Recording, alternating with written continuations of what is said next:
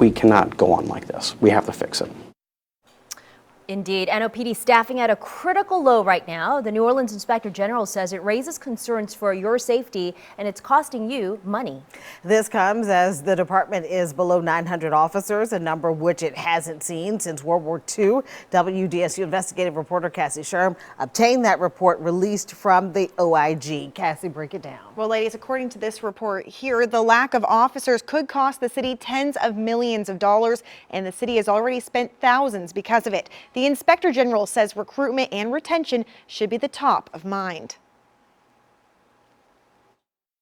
Between May 2021 and April 2023, the NOPD lost 287 officers. The New Orleans Inspector General Ed Michel has spent months investigating how the number of officers is impacting the city. Staffing shortage has created a safety threat for all New Orleanians.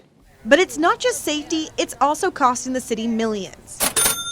Due to the large number of officers separating from the NOPD Louisiana Municipal Police Employees Retirement System, the pension plan for the police officers across the state requires the city of New Orleans to pay more than $50,000 per month. And this is going to be an incredible shortfall over the next 15 years. We're talking about $38 million.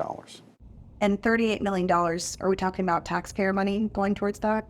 That will come out of the general fund. That's taxpayer funded money. That's correct. We determined that the city was actually informed of the partially dissolved pension plan, and to not inform the city council in a timely manner was somewhat irresponsible because the city council is responsible for the origination and the implementation of the budget. It's a lot of money, yeah. Councilmember Helena Moreno says they recently found out about the fines and the council is searching for solutions. We had a resolution on Friday that said we actually want the city to study moving NOMERS employees who work, NOMERS, which is another pension plan for city employees, who are part of NOPD, to EMPERS.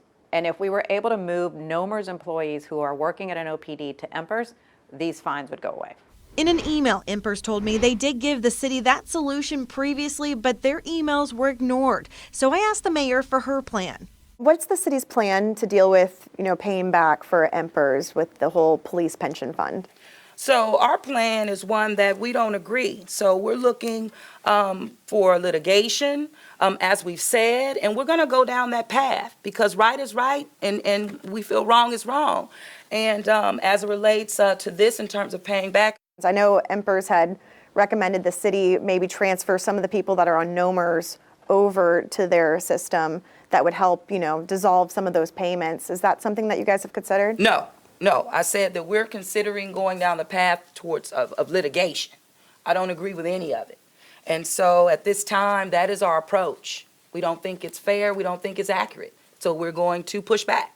Getting the numbers up would end the fines. When it comes to the number of officers leaving, the OIG says NOPD is going in the right direction by adding more civilians to the force to help with the workload and upping pay. The IG also looked at what concerned officers the most, and it wasn't pay. Cultural factors such as office politics, nepotism, corruption, or perceived lack of support for the officers were some of the most commonly cited aspects that the officers disliked most about the job. That's something Interim Chief Michelle Woodfork says she's been working on since day one taking over. I am definitely doing something to change that. I'm putting people where they can thrive, those who are experts at it, not my friends, not my family, not anything like that. That is the culture that I intended to change. I wanted everyone here to feel like they had an opportunity. Chief Woodfork says if she continues as chief, she will get NOPD out of the hole.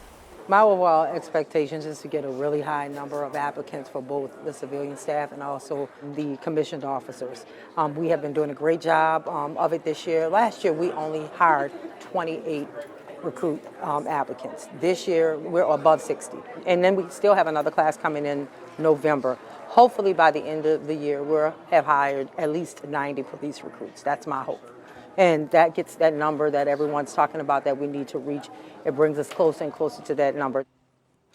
Now, the OIG also says it's important NOPD focuses on employees they currently have. He recommends giving current employees a place to provide honest feedback. All right, Cassie, let's get back to those fines. You Yes. mentioned that the mayor's administration looking to sue Empers to stop the fines altogether. Yeah, so I guess Yes. the question is, would this be the first time? This would actually be the third legal battle between Empers and the city. And some city leaders say they're concerned because if the city does lose this battle, we could be costing taxpayers even more money just trying to fight it. So, a lot of concerns there. Different solutions are being put out, but yeah, so we're going to continue to follow this. Yeah, hopefully they'll find a good solution very soon. Cassie, thank you so much for that update. To read the full report from the OIG, you can visit our website, WDSU.com. Margaret?